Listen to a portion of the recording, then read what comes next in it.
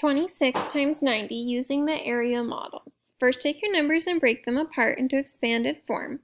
That is 20 plus 6, 90 plus 0, because that 0 is not worth anything. Then we're going to take our numbers. Remember, trace with your fingers. We're going to go down and down.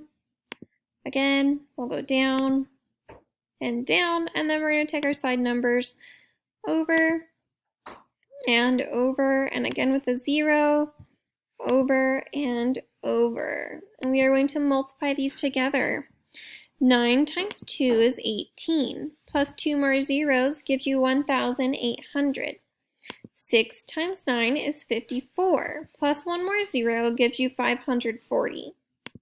20 times 0 is 0, because anything times 0 will always be 0. 6 times 0 is also 0. Let's take these numbers, stack them up, make sure our place values are lined up, and we will add them together. When we add these together, we get a total of 2,340.